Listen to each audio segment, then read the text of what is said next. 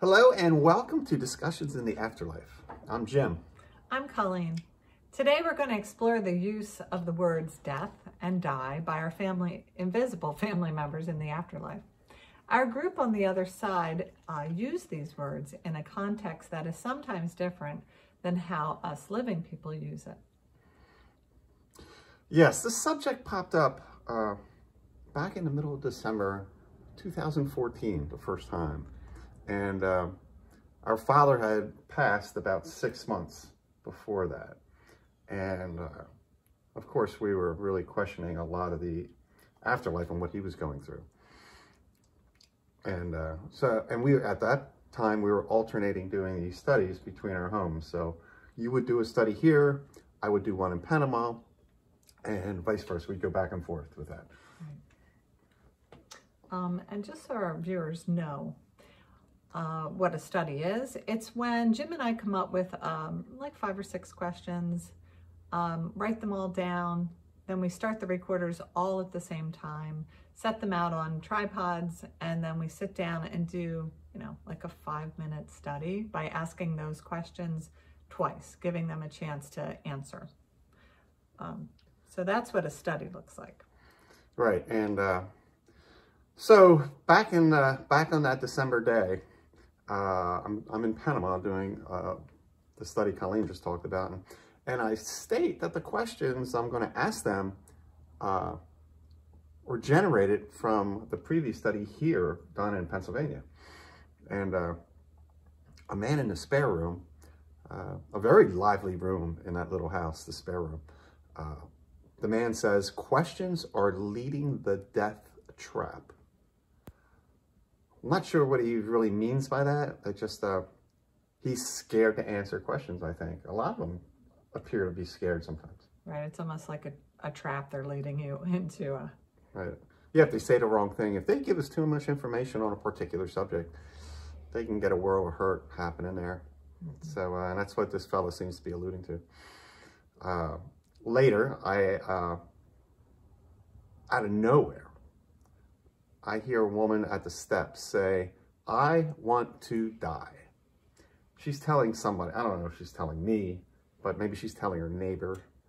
But right. And this is not uncommon in the afterlife. Many people want to kind of put aside the burden of the existence. Right, she just wants to give in and throw up the towel, and you can't. I mean, here we are humans. When we leave this existence, we're going to go back with our family members in the afterlife, and we're going to have jobs, we have responsibilities, just like we do here. And perhaps this woman wants just to end all that. She wants to get out from under it. She's stressed. Yes. Yes, and another time I state that during the last study, no one answered my questions. It happened again. Sometimes these questions are just a little too deep for some of these people. Colleen and I realized that we're overreaching with our questions sometimes. But it was interesting that a man over at the steps responds, "We make the critical choices." And that appears to be true. They have to make that decision whether they're going to answer our questions or not, and yet not get into trouble. Right, it's kind of a fine line. So it's critical that they answer it or not answer it. Right, so that's what he's telling us. And this is probably the neatest response we've gotten on this subject so far. While I was asking about my father in the afterlife, a woman in the kitchen, very near where I was sitting at the time, "Wait a minute, Jim, no one dies." Very profound. No one dies. And is she talking about our physical people? Like, though we think we die? Yeah, but I was on the subject of our father, who was already in the afterlife. Right. True. So, yeah, that's pretty much where we're at with that. Right. So once when I was asking about how our father's transition was going in the afterlife, near the fridge in my house, a man says, "My fear is death." So it's different there, and it's fearful. And I also asked, what does it mean to be dead in the afterlife? And a man near the powder room says, dead is the only means to get you. So maybe that's, you know, a punishment or something kind of scary that they dangle over. It's a threat. Yeah, and then this lady is heard but in the foyer that says, the end. So it's pretty final. Yes, to be dead in the afterlife is the end. Right. That's it. No more. And then I make the suggestion as to, like, maybe we don't die. Right. And a man near the powder room says, everybody dying. Yep.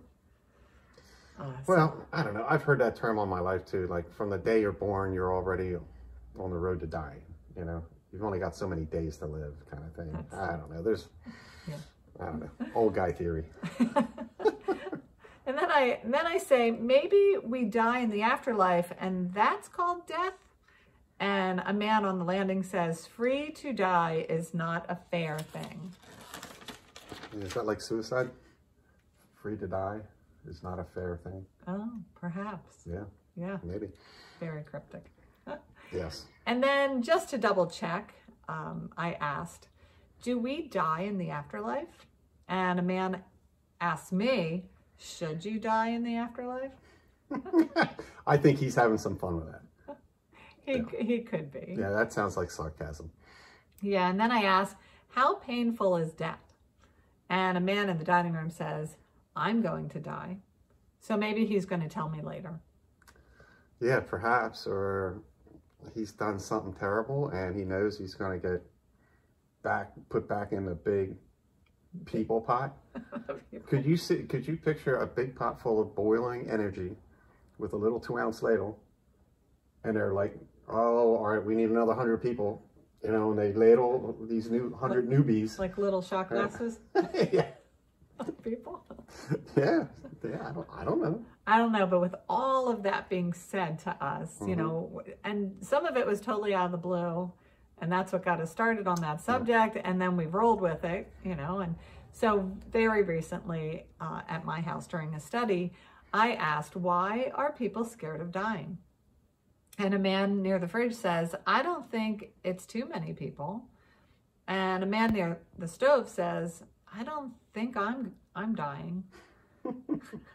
And a man near the fridge says, dying when we come through. They're all really curious comments. I like the one, I don't think it's too many people who are scared of dying. I initially thought there was, but I have talked to some people since we've heard that comment. And no, it doesn't seem to be quite as many people scared of dying. It's people who are, maybe the nitwits in the world are scared of dying because they know at the end, they know they're going to get punished. Well, maybe they've done something right that they should be kind of scared of dying. And yeah. But the last comment, dying's when we come through. What could that fella be thinking? Dying's when we come through. Right, what's he coming through? Right. You know, I mean, being born, yeah, we're coming through. We're coming through, well, the birth canal, if you think of it in a physical, human type of. Right. But if you're dying and you're coming through something, is it like that big tunnel they talk about?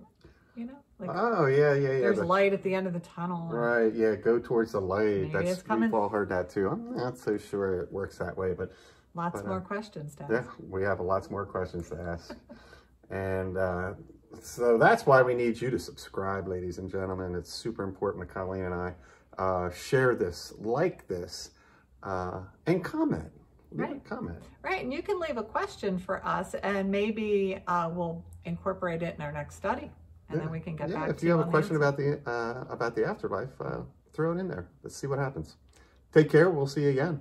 Yeah, have a great day. Bye.